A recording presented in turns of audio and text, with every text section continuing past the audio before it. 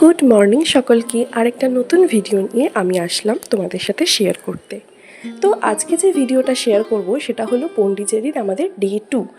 পন্ডিচেরির day 2তে আমরা সকাল সকাল হোটেলে ব্রেকফাস্ট করে নিয়ে রেডি হয়ে বেরিয়ে গিয়েছিলাম অরবিন্দ আশ্রমের দিকে। তো এই রাস্তাটা দেখো, অরবিন্দ আশ্রমের সামনের এই রাস্তাটা।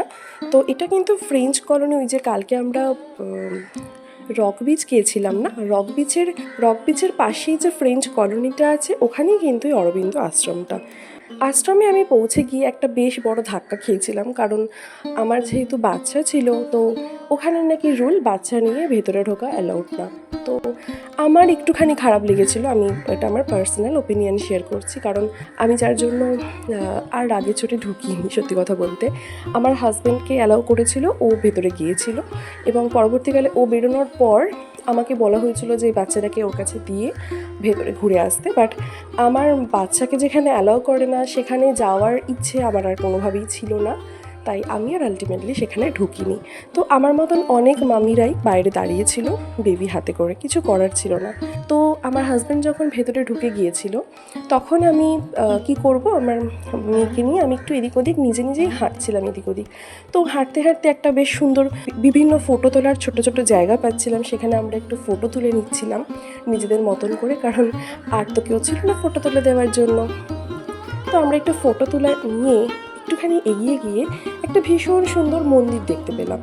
তো আমি ওই মন্দিরের কাছেই আশেপাশে একটু ঘোরাঘুরি করছিলাম, আমার হাজব্যান্ডের জন্য ওয়েট করছিলাম। তো পরবর্তীকালে ও আমাদের সাথে জয়েন করে এবং আমরা তিনজনে মিলেই এই মন্দিরটা ঢুকি।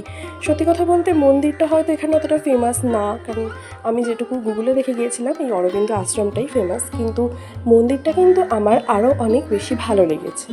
কারণ ফার্স্ট অফ অল মন্দিরে সকলকেই ঢুকতে অ্যালাউ করে, আর দ্বিতীয়ত মন্দিরটা ভীষণ সুন্দর, মানে ভীষণ সুন্দরভাবে সাজানো। তোমরা দেখো, আমি যেটুকু ভিডিও তুলতে পেরেছি তাতে কিন্তু বোঝা যাচ্ছে মন্দিরটা ভীষণ সুন্দর।